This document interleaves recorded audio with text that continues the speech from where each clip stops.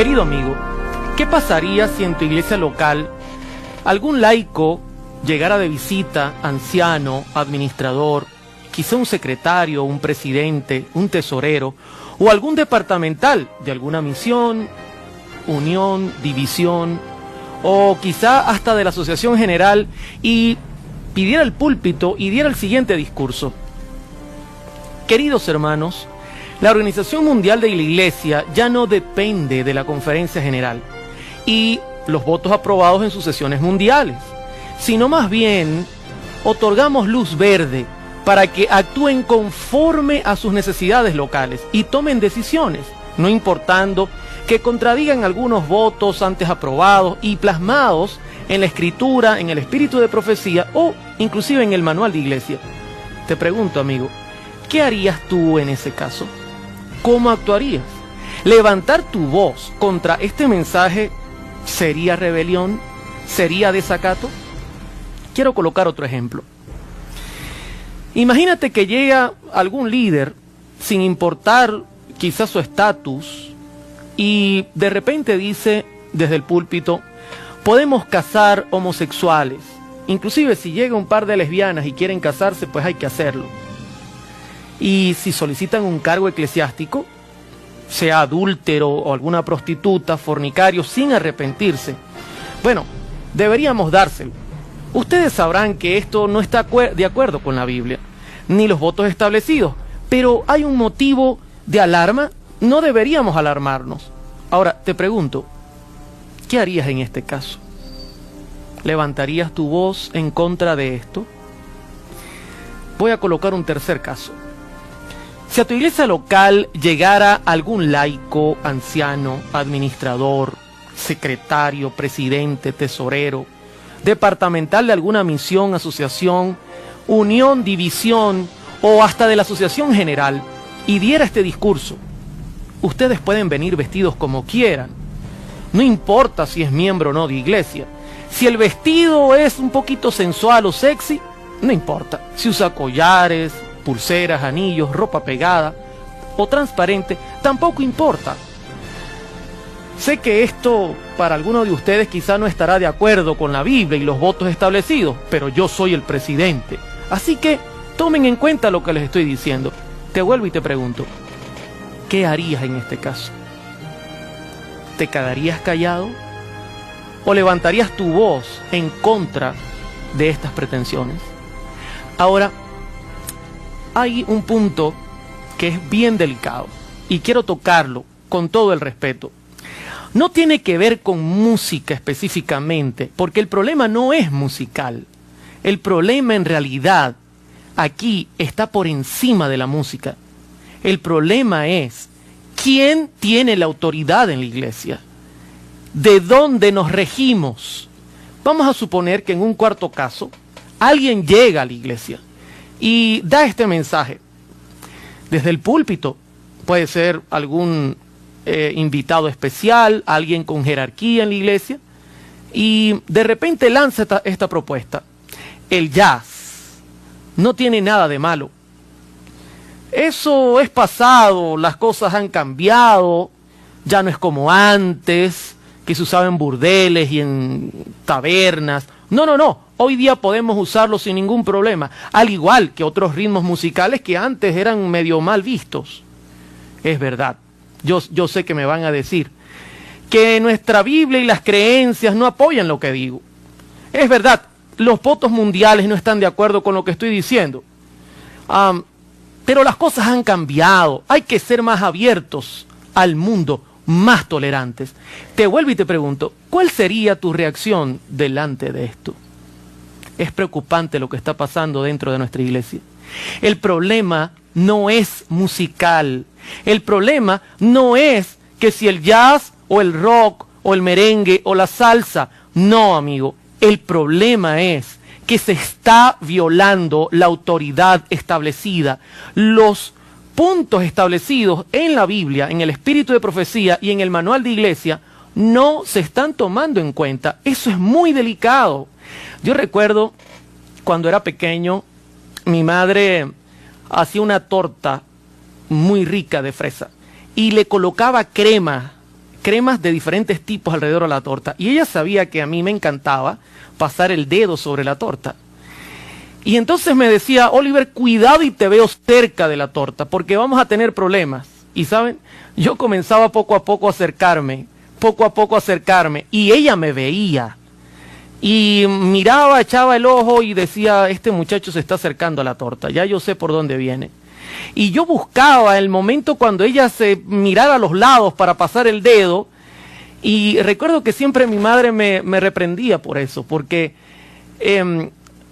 ella sabía mi intención. Ahora, ¿saben qué? El problema para mi madre estaba claro. El problema no era que yo colocara mi dedo sobre la torta. El problema es que no respetaba su autoridad. Está aquí el problema que estoy presentando, mis hermanos. Ahora, tú dirás, ¿y quién está haciendo esto? Antes de ir al video que vamos a presentar y demostrar que se está usando el púlpito para presentar a personas que en realidad no son culpables, porque personalmente creo que no es el problema de aquellos que están exponiendo, el problema es del liderazgo que está permitiendo que se usen los púlpitos de la iglesia para ir en contra de los votos establecidos. En realidad no creo que la culpa sea del expositor, porque yo podría invitar inclusive a un músico profesional, como decir Gustavo Dudamel, que tiene una trayectoria mundial, para que presentara una temática. Y una vez que él diera en contra de los votos establecidos sus puntos de vista, entonces el culpable no sería Gustavo, sería este servidor que permitió que él utilice nuestro púlpito. Ahora, antes de mostrar, y voy a presentar parte del video. Bueno, ¿qué es el jazz? Creo que la confusión aquí es definir el término jazz. Y para definir, si no os importa, voy a dar un ejemplo, ¿sí? La hermana White habla del jazz y menciona que hay un ambiente alrededor del jazz que es nocivo y que tiene unas asociaciones negativas para un cristiano. Cuando ella escribe esto, es verdad. Era finales del siglo XIX, principios del siglo XX, y jazz equivalía a burdel, equivalía a vida nocturna de dudosa reputación. Es verdad. El jazz comenzó siendo un movimiento musical cuya idea es la liberación de las normas de teoría que impuso Europa. Pero el jazz como movimiento evoluciona, y hoy en el siglo XXI el jazz se convierte en una de las teorías de la música que se estudia en una universidad. Yo enseño teoría del jazz en mis clases de teoría, porque vienen en el libro de texto. Entonces, jazz hoy no quiere decir noche, perversión, burdel. Jazz se ha convertido en una teoría de la música maravillosa, no tengo ningún problema en decirlo.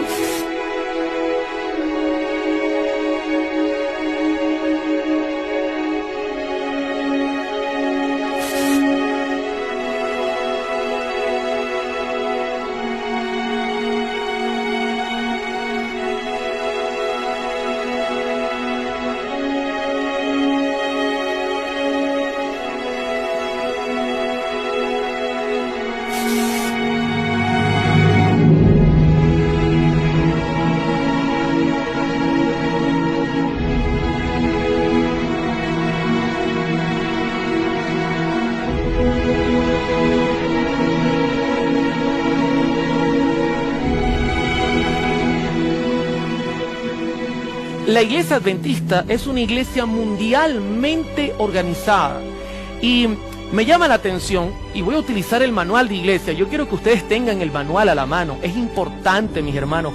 El manual de iglesia es vital para mantener el orden dentro de la iglesia, al igual como la Biblia es lo más importante. El espíritu de profecía es un apoyo a la escritura. El manual de iglesia también tiene su función. Fíjense que en el capítulo número 1 del manual de iglesia dice: ¿por qué la iglesia adventista del séptimo día tiene un manual de iglesia? Dios es un Dios de orden, responde la pregunta, ¿no? según se pone de manifiesto en las obras de la creación y la redención. En consecuencia, el orden es parte esencial de las obras de la creación y la redención. El orden se logra mediante principios y normas que guían a la iglesia en sus actividades internas y en el cumplimiento de su misión en el mundo, para que sea una organización eclesiástica eficiente al servicio del Señor y de la humanidad, precisa de orden, gobierno y disciplina. Las Escrituras afirman que todo debe hacerse de una manera apropiada y con orden. Es interesante lo que está diciendo el manual. No es algo arbitrario. Dios necesita que su iglesia tenga orden. Y de este punto estoy hablando. El problema, vuelvo y repito, no es que si yo pongo o no pongo esta música, o si yo ordeno o no ordeno a las mujeres. El problema es, ¿estoy respetando el orden establecido? Ahora, ¿saben que la hermana Elena White llamó la atención en cuanto a estas necesidades en el año 1875? Quiero compartir esta cita que también aparece en el manual. Dice así: la iglesia de Cristo está en constante peligro. Satanás está procurando destruir al pueblo de Dios. Y la mente de un hombre, el juicio de un hombre, no es suficiente como algo en que confiar. Cristo quiere que sus seguidores se mantengan unidos en la iglesia, observando orden, teniendo reglas y disciplina, y que todos se sujeten unos a otros, estimando a los demás mejores que a sí mismos. Testimonio para la iglesia, tomo 3, página 445. La hermana White lo tenía claro. Dejar el orden de la iglesia en manos de un hombre es muy peligroso. ¿Por qué? Hermanos, la Biblia es muy clara al decir que en la multitud de los consejos está la sabiduría. Y simplemente Dios así lo ha designado. En un hombre no puede recaer la responsabilidad de guiar la iglesia, porque el hombre es pecador. No importa el nivel teológico que tenga, no importa el nivel de educación que tenga, el hombre es un pecador. Y por eso Dios quiere que su iglesia unida sea la que maneje el orden necesario a nivel mundial. Ahora, ¿tiene autoridad el manual de iglesia? ¿O simplemente es un librito que anda rodando por ahí? A mí me preocupa muchísimo. Yo he trabajado como anciano de iglesia, he participado en muchos cargos en la iglesia, y una de las cosas que le digo siempre a los miembros de nuestra iglesia es: estudien el manual, porque al entender el funcionamiento del manual y cómo trabaja la iglesia, entonces nosotros estaremos empapados con la misión y con la forma en que debemos asociarnos dentro de la iglesia. Fíjense que el manual tiene tremenda autoridad.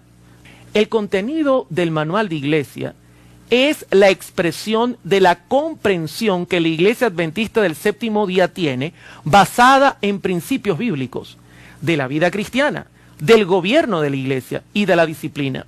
El manual expresa la autoridad de la Asociación General, reunida en Congreso Mundial. Y quiero que presten atención a esta cita. Dios ordenó que tengan autoridad los representantes de su iglesia de todas partes de la tierra, cuando están reunidos en el Congreso de la Asociación General. Joya de los Testimonios, tomo 3, página 408 y 409. Interesante, ¿verdad? Sin duda, el manual de iglesia presenta la voluntad divina que tiene que ver, y lo vamos a ver en minutos, con la Biblia y el espíritu de profecía, pero sobre todo representa la reunión mundial de la iglesia y los votos que ella toma en favor de la unión y la unidad de esta misma iglesia. Ahora, sigue diciendo, y quiero leer otra cita que aparece en el manual de iglesia. Dice: el manual de la iglesia está constituido por dos tipos de materiales. El contenido de cada capítulo se aplica a escala mundial a todas las organizaciones, a todas las congregaciones y a todos los miembros de la iglesia. Esto es algo mundial, porque es que la iglesia de Cristo no... la cultura tiene una gran función dentro de la iglesia, pero no es la teología la que tiene que adaptarse a la cultura, es la cultura que debe adaptarse a la teología. Por eso el manual de iglesia está hecho para la iglesia mundial. Ahora, hasta aquí hemos notado que Dios no quiere que en un hombre recaiga la responsabilidad de tomar decisiones. Pero yo preguntaría, ¿y el manual de iglesia es arbitrario? Simplemente fue que alguien tuvo una idea y lo plasmó en este pequeño libro de una manera arbitraria, vuelvo y repito. ¿Saben que no? Dice el mismo manual de iglesia, las normas y las prácticas de la iglesia se fundamentan en los principios de las Sagradas Escrituras. El manual de la iglesia presenta esos principios, recalcados en el espíritu de profecía, que deben ser aplicados en los asuntos relativos a la administración y el funcionamiento de las iglesias locales. ¿Te das cuenta? No es algo que nació en la mente de alguna persona, alguien con talento, no. De la misma Biblia y del espíritu de profecía se aplica el manual de iglesia. Se recalcan algunos puntos y normas y prácticas que son fundamentales dentro de la iglesia. No es arbitrario, querido amigo. Todo lo que está escrito allí tiene un motivo por el cual está escrito.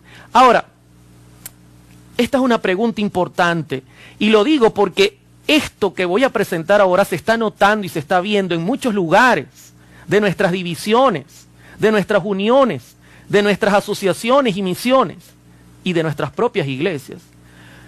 ¿Puede alguna iglesia, líder o miembro ir en contra de los acuerdos y votos establecidos en el manual? Déjame decirte que sí puede, pero no debe. ¿Por qué no? ¿Puede alguna persona decir, yo no estoy de acuerdo con lo que dice el manual, eso no es la Biblia, y punto, se acabó, no quiero escuchar nada? ¿Podría alguna persona, quizá un presidente que diga, oye, tengo una idea mejor que la del manual de iglesia, o un secretario, o alguien que crea que porque está revestido de la autoridad que la iglesia le ha conferido, puede hacer y deshacer de estas cosas fundamentales de la iglesia? Dejemos que el manual responda. No debe llevarse a cabo ningún intento de establecer criterios de membresía ni de imponer normas o reglamentos para el funcionamiento de las iglesias locales que sean contrarias a las decisiones adoptadas por el Congreso de la Asociación General que se presentan en este manual de iglesia. Entonces yo hago la pregunta, ¿qué es lo que está pasando? Y tú dirás, líder, amigo que me escuchas, hermano, ¿de qué habla, hermano Oliver? Se está usando el púlpito para presentar ideas contrarias al manual. Por ejemplo, el tema del jazz. Públicamente, en varias actividades, no solo en algunas iglesias locales, también en actividades patrocinadas por divisiones y uniones, se ha presentado el tema de la música. El problema no es la música, hermano. El detalle es el siguiente. Si a mí me llaman a presentar un tema de música, lo primero que hago es sacar la Biblia, el espíritu de profecía y apelar al manual de iglesia. Porque no quiero decir nada que esté en contra de lo establecido por la reunión mundial de la iglesia. Sería ilógico. Ahora, ¿saben qué me llama la atención? Estos presentadores, seminaristas, profesores de música, no utilizan el manual de iglesia en sus presentaciones. No. Pareciera que no existiera. Ahora, yo pregunto, ¿por qué? ¿Qué es lo que está pasando? No es la culpa de aquella persona que se sube en el púlpito y que presenta un sermón donde dice, el jazz en realidad no está mal. En el pasado pudo haber sido un poco extraño, pero hoy día las cosas han cambiado. Hermano, el detalle es que el manual de iglesia, que ha sido votado mundialmente, por el cual la iglesia debe regir su orden, dice que el jazz no debe ser aceptado en ninguna de nuestras reuniones, ni siquiera en las casas. Y entonces yo vuelvo y hago la pregunta, ¿qué está pasando? ¿Por qué se violan tan abiertamente las normas? No solamente a ese nivel, sino que se publican los videos que están rodando en YouTube y en muchas páginas como un trofeo, como Oliver cuando se acercaba y pasaba el dedo sobre la torta, diciendo yo tengo mayor autoridad que la misma asociación general o que la misma conferencia general o que el mismo manual. o la Biblia o el espíritu de profecía. ¿Qué está pasando? ¿Quién dirige este movimiento? Yo no creo que la culpa directamente recaiga sobre aquellos que están presentando los temas. No lo creo, mis hermanos. Yo creo que la culpa recae sobre aquellos que le dan potestad a estas personas a subir en el púlpito y contradecir abiertamente los votos establecidos. La sierva del Señor dice en una cita, atención, en la Iglesia Remanente, tercera sección, capítulo 12, página 109, se me ha mostrado que nadie debe someter su juicio al de otro hombre. Pero cuando emite un juicio la Asociación General, que es la más alta autoridad de Dios, que Dios tiene sobre la tierra, no se debe mantener ni la independencia, ni el juicio privados. Por el contrario, deben someterse. La sierva del Señor lo entendía bien.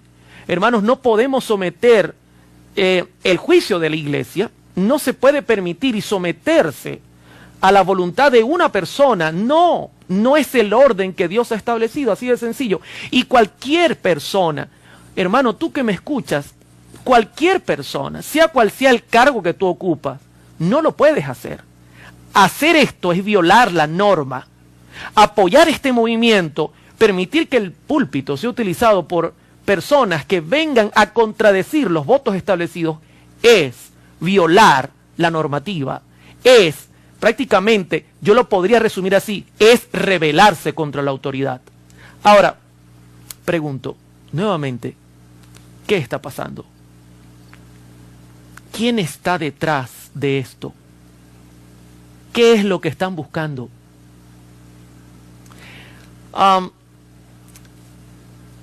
¿Quién dio esta autoridad a la iglesia?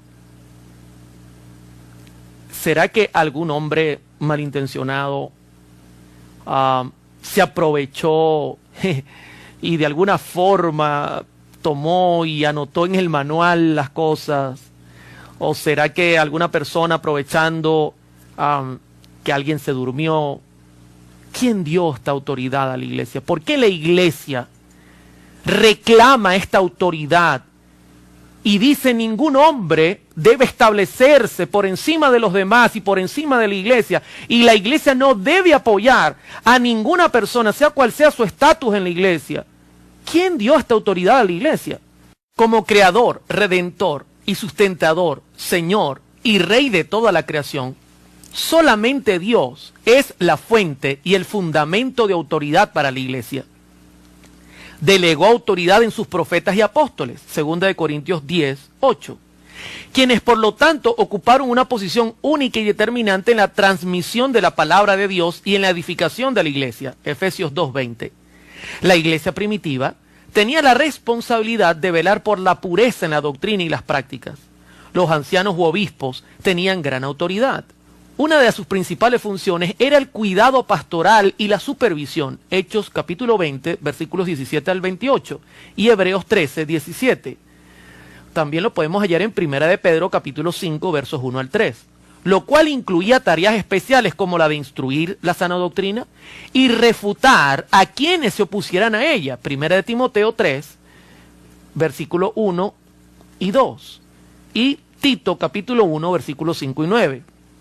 Recibieron el encargo de probar los espíritus para ver si eran de Dios, 1 de Juan 4.1. O en palabras de Pablo, examinadlo todo y retened lo bueno, 1 de Timoteo 5.21. Lo mismo puede decirse en cuanto a la aplicación de la disciplina, en Mateo 18, 15 al 17, que abarcaba todas las formas desde la amorosa amonestación privada, Mateo 18, 16, Gálatas 6.1, hasta la desfraternización, Mateo 18, 18 y 1 de Corintios capítulo 5 versículos 11, 13, al igual que 2 de Corintios capítulo 2 versículos 5 y 11. Por todo esto, la iglesia tiene la autoridad para establecer las normas de su propio gobierno. Lo presenta el Manual de Iglesia 2010 en la página 16 y 17 en la versión Apia y en la versión CESA en la página 30 y 31. Creo que es claro. Dios delegó esta autoridad a su iglesia. Dios autorizó que su iglesia unida mundialmente coloque normas para que la iglesia pueda caminar en orden. Ahora, en Juan capítulo 20, podemos mirar un extracto cómo Cristo nunca personalizó la autoridad de la iglesia en una persona especial o en una persona específica. En Juan 20:21 la Escritura dice: entonces Jesús les dijo otra vez: paz a vosotros, como me envió el Padre, así también yo os envío. Y habiendo dicho esto, sopló y les dijo: recibid el Espíritu Santo. A quienes remitiereis los pecados, les son remitidos, y a quienes se los retuviereis, les son retenidos. Si ustedes notan, Cristo está hablando a un grupo de discípulos. No está hablando a uno en particular. No está permitiendo que la autoridad recaiga sobre Pedro, como algunos dicen, o sobre Juan, o alguno de los discípulos que estaban más cerca de Cristo. No, Cristo delegó la autoridad sobre su iglesia. Por eso en el comentario bíblico adventista, hablando sobre este pasaje, dice: Jesús habla aquí a los discípulos como representantes de su iglesia en la tierra, en cuyo conjunto él había confiado la responsabilidad de velar por los intereses espirituales y las necesidades de sus miembros individuales. ¿Se dan cuenta, queridos hermanos?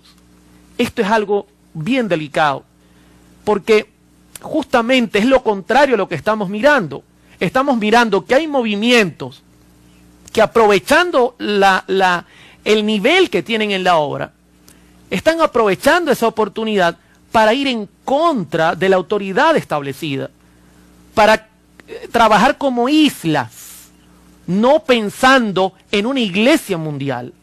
En Efesios capítulo 4, del verso 3 en adelante, el apóstol Pablo plasmó la misma idea: solícitos en guardar la unidad del espíritu en el vínculo de la paz, un cuerpo y un espíritu, como fuisteis también llamados en una misma esperanza de vuestra vocación. Noten ahora: un Señor, una fe, un bautismo, un Dios y Padre de todos, el cual es sobre todos y por todos y en todos. Pablo hacía el llamado vez tras vez, igual que en Gálatas capítulo 1, llamaba a no escuchar mensajes que vinieran de manera aislada o en contra de aquellas cosas establecidas por Dios a través de su iglesia mundial o su iglesia representada por sus miembros a nivel mundial. Ahora, hay un punto antes de terminar esta presentación que no quiero dejar sin tocar. A nosotros que presentamos estos temas y que públicamente exigimos una respuesta de que nos expliquen qué está pasando, quién está detrás de esto, se nos llama divisionistas, extremistas. ¿Qué otras palabras podríamos utilizar? Sensacionalistas. Hermano Oliver, usted está causando división en las iglesias. Querido hermano, no te equivoques, querido líder. No, eso no es así. Escúchame bien lo que te voy a decir. La Escritura explica de dónde proviene toda división, de dónde proviene este flagelo que daña a la iglesia. Y voy a aprovechar, voy a poner algunos ejemplos que tú debes conocer muy bien. Por ejemplo, en el cielo había unidad, ¿cierto? Hasta que un ángel se declaró en rebeldía. ¿Rebeldía a qué? Tú dirás: a Dios. ¿Y a qué más? Y a sus normas. De allí viene la división.